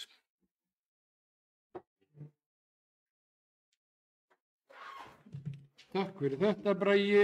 Þá hafa ekki fleiri óskað. Jú, það var akkurat Sveinn Ægir Birgisson, bæjarfulltrúi D-lista, vill bæta sér á mældaskrána undir 9. lið bæjarráð 143. fundur. Já, forseti, afsakið þetta og að koma nú kannski einhverju fleiri á eftir mér. Ég kem undir fyrsta mál á dagskrá sem er erindi frá sveitarfélaginu Árborg færslu á sveitarfélagsmörkum við Flóahrepp. Ég ætla bara að segja með sjálfum smá vonbrigði að það var allan ekki hægt að skoða það og ég virði samt ákvörðun Flóahrepps heils hugar, en mér fannst samt sem áður, mér sjálfum fannst leiðilegt að sjá í bókum Flóahrepps þar sem við talum um skuldar með íbúa sem vissuleyti er rétt, en við erum samt sem áður, við erum að veita mjög mikla þjónustu til Flóahrepps sem ég sjálfur tel að við erum að veita allt ódýrt á mörgu leyti, bæði lögbundna og ólögbundna þjónustu, og við erum eitt atvinnusvæði, eitt þjónustusvæði, og ég tel reyndar að Árborg og Flóahrepp er þetta saman og við mörg önnur sveitarfélög, en mér langaði bara að koma undir þessum lið bara og segja þetta því að þetta er allan að mín skoðun, þetta úr vonbrigði, en ég ber virðingu fyrir ákvörðun sveitarstjórnar Flóahrepps og vona bara að þau standi við að hafa þessa íbúakönnun samhliða sveitarstjórnarkosningunum næsta vor og eru bara fróðlegt að sjá það, en ég hef svo mikið meira um það að segja.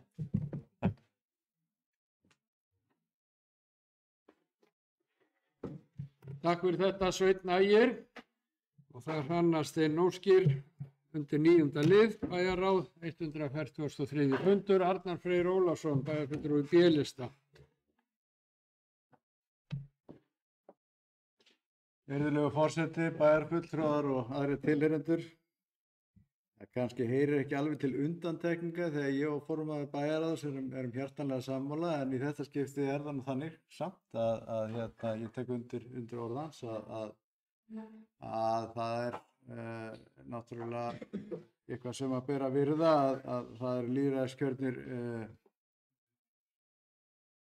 fulltrúar sem að álykta svona stór mál og held ég að það hefði nú verið hægt að ígrunda hlutina aðeins betur þegar að koma að því að senda frá sér bókun. Til að mynda að þegar horft er á samanburð fjárhags á milli sveitarfélaga og þjónustuna sem þau veita, að hér hefur verið fjárfest í hvívetna og sveitarfélagið er til fyrirmyndar að mörgu leyti í þeim aðbúnaði sem að sveitarfélagið veitir íbúum. Hér hefur verið byggt upp og hér verður áfram byggt upp. Hér er verið að fara að bæta við sundlaug, hér er nýtt og stórt íþróttahús og svo er hægt að lengi áfram að telja og það verður byggður skóli áður en langt líður og hér er verið að veita þjónustu sem að horft er til frá öðrum sveitarfélögum vegna þess að hér er bara margt mjög vel gert og þegar þú ber saman sveitarfélög svona rétt sem standa hlið við hlið að þá er auðvitað fjárhagurinn á misfarið en eignirnar er líka mjög á misfarið og það er kannski rétt og ég hef nú lengi talað fyrir því að hér séu eignir metnar að einhvers konar raunvirði eða allavega að það væri sett inn endurmat til þess að endurspegla undir hverju skuldirnar standa og það standa undir auðvitað verulegum eignum og eignirnar eru notaðar íbúanum eignirnar eru notaðar til að þjónusta íbúana og það að fara að tilgreina það að hér sé eitthvað skuldahlutfall sem að hentar ekki en engu að síður borin fram hendunum það að fá að kaupa okkur meiri þjónustu fyrir sveitunga sína. Það er auðvitað eitthvað sem að ber að horfa til og ef við erum að veita og ódýra þjónustu fyrir nærliggjandi sveitarfélög eins og Ægir að koma inn á að það sjálfsögðu ber að skoða það algjörlega. Hér er ekki hægt að standa undir því að við íbúar Árborgar sé að niðurgreiða það að aðrir kjósi að búa utan sveitarfélagsins. Það er náttúrulega bara ekkert ásættanlegt fyrir sveitarfélagið eða íbúana sem eru rukkaðir hér auka gjalda og ná útsvarið sitt.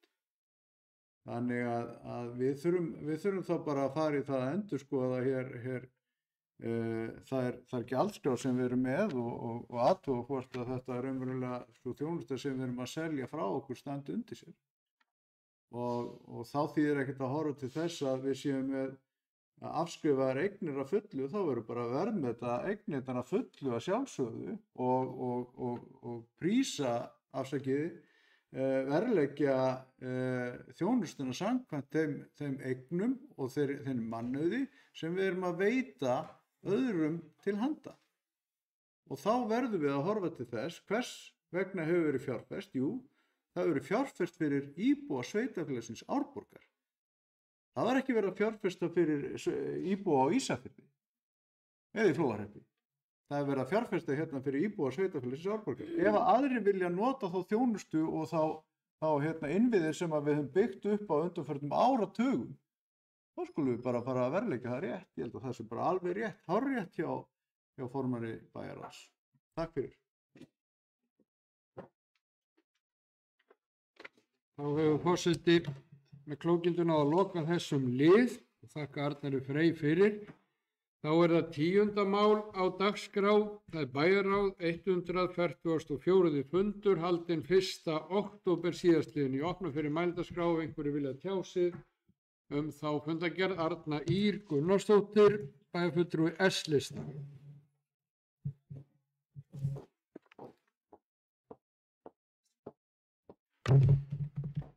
Forseti, ég kem hérna upp undir fyrsta lið í fundargerð bæjarráðs frá 1. október.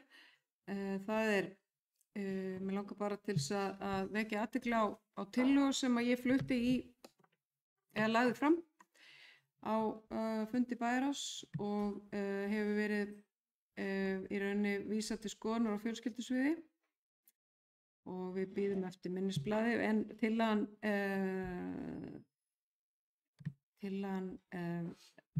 hljóðar upp á að ég er að leggja til að Sveitarfélag Árborg bjóði upp á þjónustu í formi félagslegs stuðnings vegna einstaklinga með heilabilunarsjúkdóma og þetta er í rauninni, það eru sveitarfélög sem veita nú þegar slíka þjónustu. Þetta snýst að einstaklinga með heilabilunarsjúkdóma fá í rauninni félagslegan stuðning á heimili sitt. Þetta er fyrst og fremst hugsað til að létta undir með aðstandendum og heimilinu að því víða er það þannig að einstaklingar geta ekki verið einir heima og þá er í rauninni verða aðstandendur þeir verða félagslega einangraðir og komast ekki til þess að taka þátt í félagslegum viðburðum sjálfir og þá getur orðið enn erfiðar og flóknara að sinna veika einstaklingnum. Þannig að ég í rauninni bara hlakka til að fá minnisblað og frekari skoðun á bæði kostnaði og svona hvernig önnur sveitafélög hafa verið að gera þetta. Það er mjög auðvelt að skoða það og setja sig í samband við þau. Þannig að já, það verður bara spennandi að fylgjast með hver niðurstaðan verður á greiningu fjölskyldusviðs og þessari tillögu. Takk.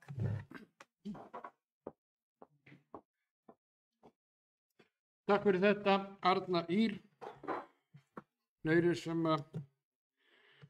hafi hyggju að tjá sig hér undir 10. lið, 144. fundi bæjarráðs. Ef svo er ekki, þá förum við í 11. og síðasta lið þessa fundar. Það er bæjarráð, 145. fundur bæjarráðs, haldið 9. október síðastliðinn. Einhverju sem vilja tjá sig þá fundargerð, það hefur verið Fjóla Steindóra Kristinsdóttir bæjarfulltrúi D-lista, óskar eftir að fá að taka til máls.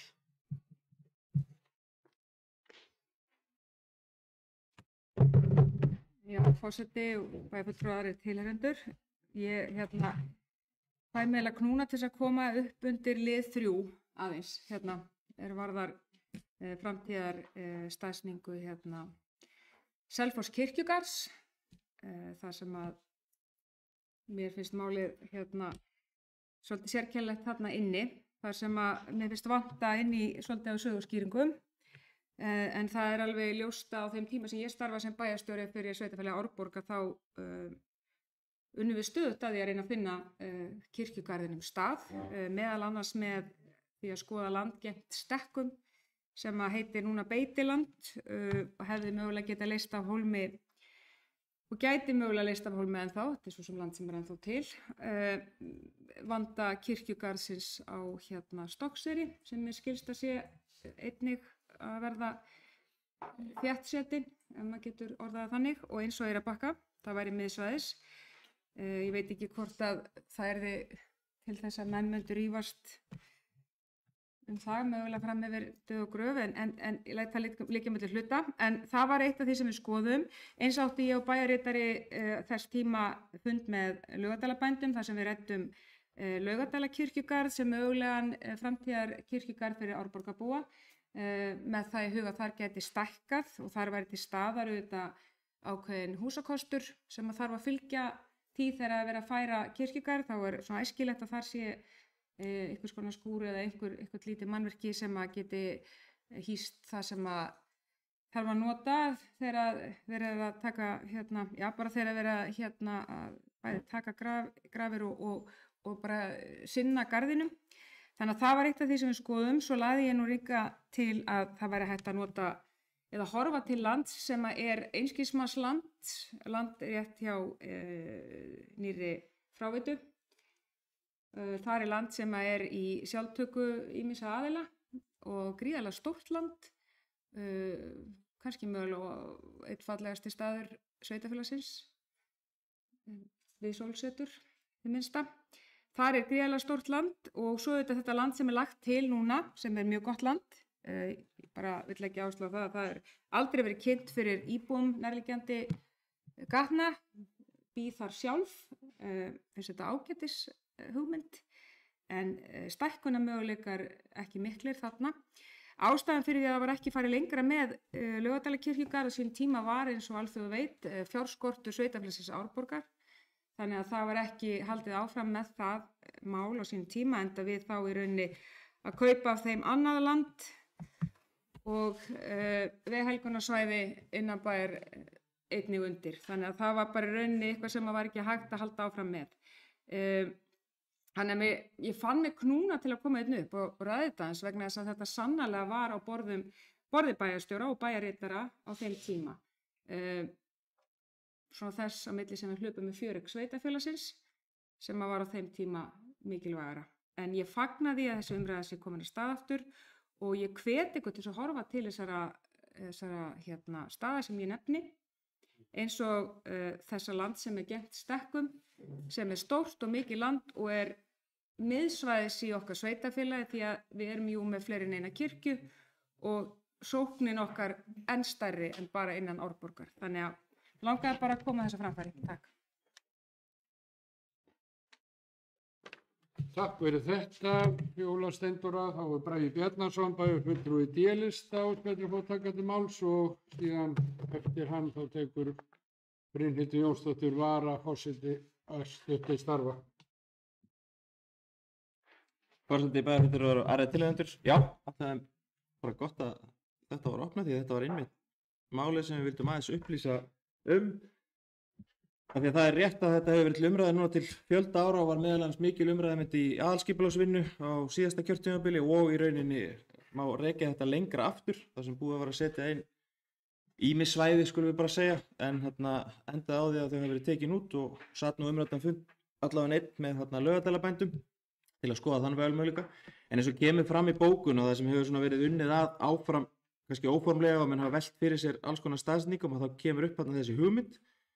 Henni var varpað aðeins til sóknarnefndar því við viljum náttúrulega bara eiga gott samtal með þeim og senda okkur í rauninni svolítið formlegt erindi kannski til í framhaldinu sem er bara flott til þess að taka inn þá og varpa málinu allavega upp á yfirborðið og líkt og kemur fram í bókunni að þá er því vísað áfram til skipulagsfulltrúa og nefndar þar sem bæjarráð leggur áherslu á þessi valkostur sé náttúrulega rýndur frekar og talandi að ef þetta yrði nú upp á yfirborðinu sem valmöguleiki sem er lagður fram að þá auðvitað fer hann í rétt ferli þar sem er kynnt fyrir íbúum og öðru því að mögulega þarf að fara í aðalskipulagsbreytingar og svo deiliskipulag í framhald af því það er nú uppbygging kirkju þarna í framhaldinu og svæðið nær mitt þeirri stærð að vera rétt undir stærð núverandi stærð Selfosskirkjugarðar þegar uppi staðið og myndi þar að leiðandi duga í einhverja 20 ára en stækkunarmöguleikar gætu verið takmarkaðir en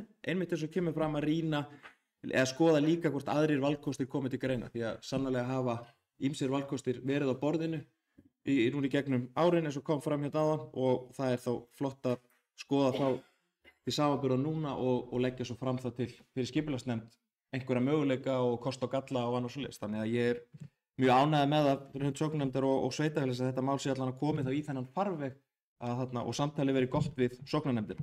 Takk fyrir. Já, ég var nú kannski aðeins fljótur á mig, takk fyrir Bragi. Þá ætla ég óska eftir að Brynhildur Jónsdóttir taki við stjórnartaumunum hér í ræðustól og við forsetastólum. Já, takk fyrir þetta. Við erum að ræða 11. lið sem er bæjarráð nr. 145 frá 9. október og Kjartan Björnsson, bæjarfulltrúi hefur beðið orðið. Gjörðu svo vel, Kjartan. Takk fyrir forseti, bæjarfulltrúar og tilheyrendur. Já, þetta er nú á sér auðvitað langan aðdraganda þetta mál í sjálfu sér og eins og við vitum að þá hefur verið unnið að því innan kirkjunnar og meðal hans bæjarfulltrúi Fjóla þekki það nú vel líka. Það myndi starfa í sóknarnefndinni að það hefur verið athugað með stækkuna möguleika kirkjugarðsins við Selfosskirkju og það er auðvitað eins og ég hygg að flesti viti að sveitarfélagið hverjum tíma og hvar sem þau eru bera á þessu ákveðin ábyrgð að tryggja grefturna stað fyrir íbúa og þá sem óska eftir að fá að hvíla þar og þetta því miður að mínum mati tókst ekki að semja stækkunar möguleika til vesturs eða suðurs því hvernig á það er horft í gamla garðinum. Það hefði verið ákveðni möguleikar þar en landeigendur ljáðu ekki máls á því og þá var farið út og hefur verið núna í nokkur ár bara heilmiklar umræður það meðal annars handan árinnar eða fyrir norðan á í Bellubarsbrekkunni og undir Arbergi og það hefur verið talað austur í Laugardælum og eins hér á ýmsum stöðum fyrir neðan byggðina við Selfoss inn í Sandvíkurhrepp og þetta af því að mér er nú kannski að hluta til aðeins máli skylt faðir minn starfar í sóknarnefndinni og það hefur verið ýtt svolítið á eftir þess að fara að fá einhverjar raunverulegar tillögur eða hugmyndir bæjaryfirvalda að þá segi ég fyrir mitt leyti að ég get bara sagt það sem íbúi að Ég var ekki mjög hrifinn af því að fara út yfir á og ég er ekki hrifinn af því að fara mjög langt í Sandvíkurhrepp og ég er ekki mjög hrifinn af því að vera í Laugardælum.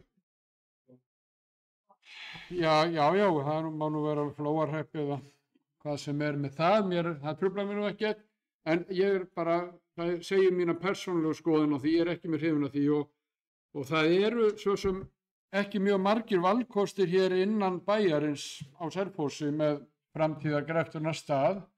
Þó nefndi bæjarfulltrúi Fjóla virkilega eitt þarna niður við hreinsistöðina á því svæði og það kann vel að vera að það mætti gera það afskaplega huggulega inn í framtíðina og koma í veg fyrir þar flóðahættu og annað slíkt. En þessari hugmynd laust nú niður í huga með þennan stað og ég er svo sem get áfram tekið undir hugmynd eða málflutning Fjólu að það sé mjög góður staður þetta í Móaveg. Sannarlega hefur engin kynning farið fram, hvorki gagnvart íbúum með öðrum því að þetta er náttúrulega bara eru hugmyndir sem að ræða og sóknarnefndin náttúrulega þarf auðvitað líka að leggja svona ákveðna blessun sína yfir það að vinna með það áfram. Þannig að menn getur þá skoða það frekar.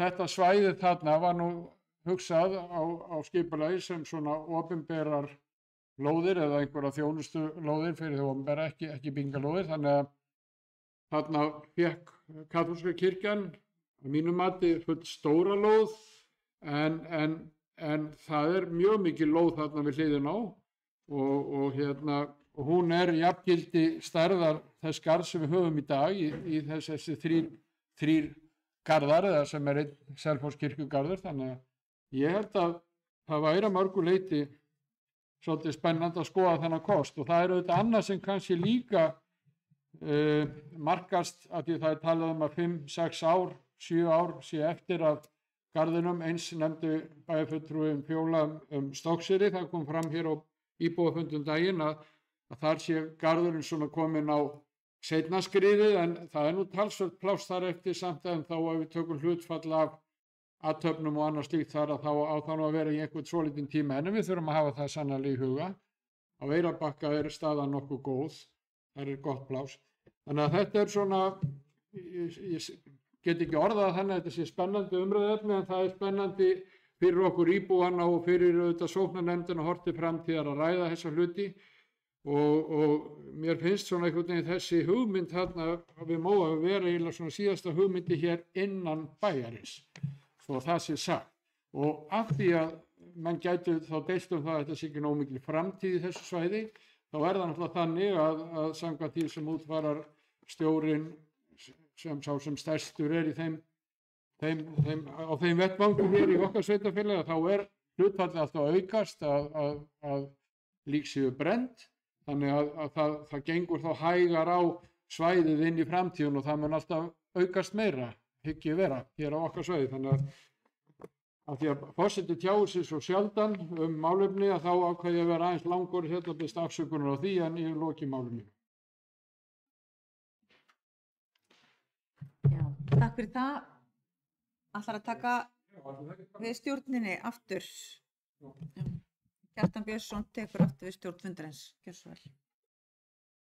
Takk fyrir Brynhildur. Þá hefur Arnar Freyr Ólafsson bæjarfulltrúi B-lista óskættur að fá að taka til máls. Já, virðulegur forseti, bæjarfulltrúar og aðrir tilheyrendur. Það er þetta með kirkjugarðinn og í rauninni ætla ég mér nú að kannski ekki að fara í eitthvað stórkostlegan ágreining þetta mál en þetta er vissulega svona samfélagslega mjög stórt mál og þegar maður eldist og það áttar maður sig á því að þetta þarf auðvitað að vera með þannig úr garði gert eða kirkjugarður þarf að vera þannig úr garði gerður að hann sé sérstaklega fallegur og ég hef nú farið svolítið Skandinavíu og var nú í Lundi til dæmis á júdómóti og lenti í því með sinni mínum að það var aðeins svo mikið okkur miðja og við erum að fara út að hlaupa og og þá tókum við það ráð að fara að hlaupa í kirkjugarði sem er þarna, sem er ákveðið útivistarsvæði í Lundi. Og annan eins kirkjugarð hef ég bara ekki séð. Þarna var sameinað raunverulega útivistarsvæði og kirkjugarður og var í hjarta bæjarins og er í hjarta bæjarins. Og ég ætla svona aðeins að svona kannski viðra þá hugmynd og ég byrja á því að þetta sé stórt samfélagslegt mál og að garðurinn verður að vera mjög fallegur og öllum til sóma og það er alveg hægt að auka við raunverulega notagildi garðsins út fyrir það að vera bara greftunarstaður. Auðvitað á þetta að vera hluti af samfélaginu og vera okkur öllum sjáanlegt, ekki einhvers staðar út í horni, heldur hreinlega bara einhvers staðar má alveg vera inn í miðjum bæ og fyrir miðju. Og ég hvet þá bara alla sem að þessu koma til þess að horfa til þess og ég er ekki endilega sammála forseta í því að þetta þurfa að vera sem næst Selfossi eða helst inn í bænum vegna þess að það er ekkert svo langt að bíða að við séum að fara að horfa til þess að Eyrarbakki og Stokkseyrar kirkjugarðarnir að þeir fyllast og þá þarf þetta að horfa svolítið miðsvæðis hér á milli þéttbýliskjarnanna og að mínu viti mætti alveg toga þetta aðeins niður á Strönd vegna þess að við vitum það að þær bæjarstjórnir sem á eftir okkur koma, þær munu hafa þá framsýni að byggja upp verulega niður á Strönd og bæta við íbúafjölda þar sem að leiði þá til þess að auðvitað fyllast garðarnir hraðar. En ég svona kannski beini þessu svo þá bara til þess að sko við megum alveg að horfa miðsvæðis inn í sveitarfélagið, ekki bara hérna inn á Selfoss og svo auðvitað ég skilji vel að menn vilji halda þessu hérna á Selfossi en við þurfum bara að horfa kannski 20-30 ár fram í tíman og reyna að vera svolítið framsýn í þessu og þá auðvitað mun byggðin á Selfossi teygja sig til suðurs en það er hvergi betra að vera en við sjóinn og auðvitað vilja Selfossingar koma sem lengst þangað sko.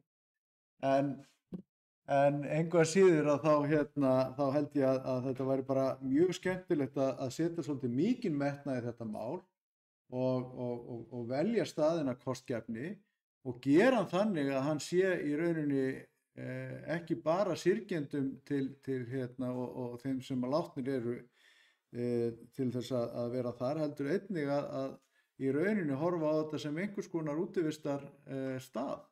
Það auðvitað er gott að fara að ganga á fallegum og friðsælum stað. Þannig að ég hveti þess að horfa til þess líka. Aðeins undir þessum, undir liðnum, hvað var þetta, 13. liður eða hvað?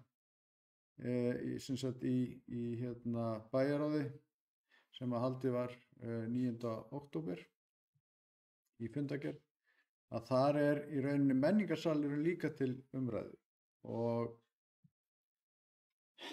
þetta er mál sem að hefur einhvern veginn hoppað á milli bæjarstjórna á þess að það sé leyst og hér er raunverulega verið að tala að annars vegar að gera við núverandi sal sem er í hótelinu eða hreinlega selja og athuga hvort að það sé hægt að fá fyrir þetta fyrir það sem að hvílir þarna á, ég veit að það er skuld, þetta er veðsettið það ekki og það hvílir þar að leiðandi eitthvað smáraðar sem ég man ekki hvað það var mikið en það kom nú ekki fram. En verið að bjóða upp á tvær leiðir, annars vegar að gera við salinn eða gera við ytra byrðið eða selja. Og ég er einhvern veginn á þeirri skoðun að við eigum auðvitað að reyna að koma þessum sal í gagnið sem fyrst og hef vilja meina það að það kosti nú ekki svo mikið eins og hefur komið fram áður að það sé einhvers staðar í kringum milljarð eða þaðan að meira.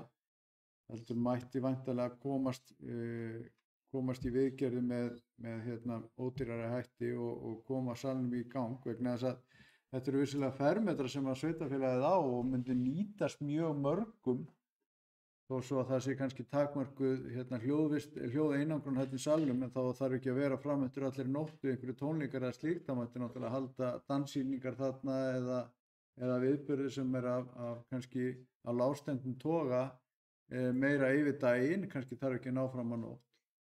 En það er samt sem áður, ég bara fagna því að í rauninni bæjarstjórnin hafi í rauninni sett þetta upp á borð bara til umræðu, vegna þess að sjálfsögðu á að ræða þetta mál, og ef við ætlum að selja þennan sal þá þetta þarf að koma það fram bara hvað mögulega getum við fengið fyrir hann, hvað áhrifið hefur þetta á bæjarsjóð og svo framvegis.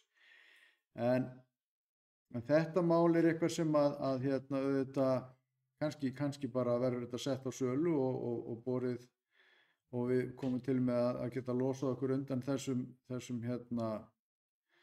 kvöðum sem á þessum sal fylgja, vegna þess að hann náttúrulega hamlar okkur í því að taka ákvörðun það hvort að við byggjum menningarhús annars staðar. Og við ættum kannski þá bara mögulega að ræða þetta til hlítar, bara hvað getum við mögulega fengið út úr þessu. Fáum við greitt frá ríkinu, sem við vitum það að 280 milljónir hafa verið settir til hliðar í menningarráðuneytinu, og kemur það til með að standa okkur til boða, ákveðum við að byggja menningarsal annar staðar. Við erum að sjá Skagfirðinga að fara að fá menningarhús inn til sín, og það er mun minna sveitarfélag, og það er örugglega að stórum hluta styrkt af þeim sjálfum, og ég veit ekki hver meðgjöfin verður frá ríkinu, en það er kannski fróðari menn en ég vita það, og þannig að kannski bara stendur þessi blessaði salur okkur fyrir þrifum, og kannski er þetta bara afturhaldssöm afstaða hjá mér að vilja halda í salin og koma honum í gagni. Kannski bara betra fyrir okkur að selja hann, ég skal ekki segja, en ég fagna bara umræðinni, og að gera að komin í svolítið á hærra plan, þar að segja að við fáum bara ítalegri upplýsingar það hvers virði þessi salur kann að vera og hversu hratt getum við selt hann ef að það væri svo. Og svo var nú líka ágætt að fá það fram hvað það kosti okkur að raunverulega fara í salinn með ódýrari lausn heldur en lögð var til upphaflega að fara í mjög svo dýrar framkvæmdir og kaupa dýran búnað og annað. Þannig að ég vil meina að það sé kannski ódýrari leið í boði. En takk fyrir. Takk fyrir þetta, Arnar Freyr, þá Sveinn Ægir Birgisson, bæjarfulltrúi D-lista, óska eftir að fá að taka til máls undir þessum sama lið. Takk fyrir þetta, forseti. Ég kemur undir tveimur liðum, kannski fyrsta byrja eins og menningarsamfélag, að Arnar enda á því. Það er náttúrulega dagskrá á morgun í bæjarráði og var náttúrulega fresta á síðasta fund, í þessari fundagerð sem við erum að fjalla núna og verður tekið fyrir á morgun. Og þetta eru margt hefur breyst og við tökum náttúrulega ákvörðun það á morgun og frekar um það og verður niðurstaða á næsta bæjarstjórnarfundi vonandi það. Varðandi kirkjugarðinn sem eins og umræða byrjaði öll saman á, þá langar mig kannski að segja við erum náttúrulega, það er ekki búið að ákveða endalega hvort þetta en þessir hugmyndir kasta þetta fram og bæjarráð bókað að aðrir kostir eru einnig skoðaðir og það er alveg rétt eins og Fjóla sagði, það hefur verið skoðaðir fjölmargir kostir og við þurfum líka til svona þessi staður sem tilnefndur þarna hliðin á kaþólsku kirkjunni líka svona smá svona áskorun líka varðandi skipulagsmál fyrir okkur af því þarna er þjónustulóð, þarna var stekkjarskóli upphaflega hugsaður áður en hann var færður inn í Björkustykkishverfið og kannski erfitt að tróða inn einhverju þjónustu þarna eða aðrari íbúðum og ég held auðvitað verður samtal við íbúa þetta kynnt og ég vona að bara það fari vel og verður náttúrulega hlusta á allar athugasemdir og þetta er eins og Arnar segir og þetta er vissuleyti bara útivistarsvæði sem má segja, kirkjugarðar og er mikil bæjarprýði á mörgum stöðum og virðingarverður staður og það á nú að vera ekki mikið ónægi af þessum stöðum fyrir íbúa en auðvitað munum við bara skoða alla kosti og það er verið að taka 60 grafir núna í garðinum á ári í kirkjugarðinum á Selfossi og þessi garður er álíka jafn stór og þarna eru vissuleiti sumir innviðir sem hægt væri kannski að nýta með kaþólsku kirkjunni eins og bílastæði, en auðvitað þarf að byggja upp aðkomuhús og þjónustuhúsi og fleira ef þessi staður eru fyrir valinu. Og þessi garður myndi allana duga út til 50 ára, en ég ætla þá allan að vona að ég er ekki jarðaður í honum, að ég liði þessi 50 ár af, og það var kannski fyndin önnur staðsetning, en það sýnir samt kannski að við þurfum akkurat að hugsa stærra, og kannski verður niðurstaðan að þetta er of lítið, en þetta allan er jafn stórt og núverandi garður er í dag, svo bara fólk getur sett það í eitthvað svona samhengi við hlutina. Takk. Takk fyrir þetta. Sveinn Ægir og Fjóla Steindóra Kristinsdóttir, bæjarfulltrúi D-lista, og skættur að fá taka til máls og er síðust á mælendaskrá eins og staðan er nú. Forseti, bæjarfulltrúar og aðrir tilheyrendur, kannski illa gert að vera lengi að fundin endalaust, en þetta er mér hjartans mál, bara svo það sé sagt. Mér langar eins að nefna það að þegar ég kom að því að taka skóflustungu við kaþólsku kirkjuna, verandi íbúi í götunni við hliðina og hafandi keypt í götunni við hliðina af því að Stekkjarskóli átti að koma þarna, að þá var það þannig að þetta var ekki eins og var kynnt fyrir íbúum á sínum tíma. Og það er ekki einn íbúi í nærliggjandi götum sem segir að svona hafi verið, svona lóðaplanið hafi aldrei verið kynnt með þessum hætti. Heldur var lóðin samsíða veginum, móaveginum, og í rauninni ekki svona langt niður að flóðahættu svæði, bara svo það sé sagt. Og bara, já, það var bara hálfgerður skellur bara að mæta í skóflustungun og sjá þetta. En þarna er að rísa gríðarlega fallegt mannvirki sem fellur vel að náttúrunni og allt upp á 10,5 í frágangi, og ég var mikill stuðningsmaður þess að fá kirkju þarna, þar sem að þetta er hið svokallaða Jariskverfi, og þarna keyrir fólk á hvert annað til þess að kynnast nýjum íbúum, því að það er svo þrönga götur, og þarna fær þessi hluti sveitafélagsins bara gott bílastæði fyrir afmæli og annað sem eru á öðrum tímum en messur. Þannig að ég er mjög jákvæð gagnvart þessari byggingu þarna og þeir eru að gera þetta virkilega vel.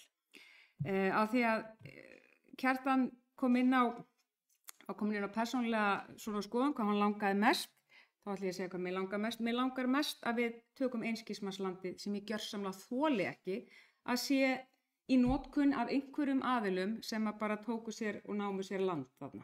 Bara svo ég segi það enn og aftur. Það er engum til sóma, virkilega draslaralegt og einhvað sem við áttum að vera búin að taka á fyrir lifandi löngu og er okkur bara til skammar, ætlum ég bara að segja enn og aftur. Það er að rísa þarna fínasta fráveita og ég sé fyrir mér að þarna verði rennir í og fólk vilji skoða okkar flottu fráveitu þegar það kemur sem verður okkur til sóma á nefa, og þá held ég að við ættum að gera okkur í brók þarna.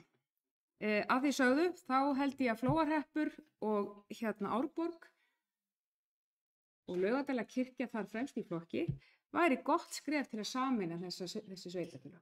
Og ég hugsaði það í gamni og alvöru að mögulega gætu þeir komið til móts við okkur með þjónustu.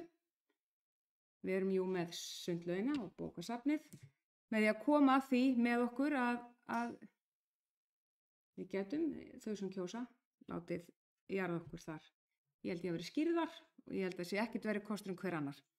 En nú erum við komin út í þvælu og það sem okkur persónulega finnst, en það verður líka að vera gaman, annars er svo helviti leiðilegt. En mér langar að skjóta því inn, af því að Arnar spurði hérna áðan, salurinn er sannarlega meira verið en það sem hvílir á honum, eins og staðan er í dag.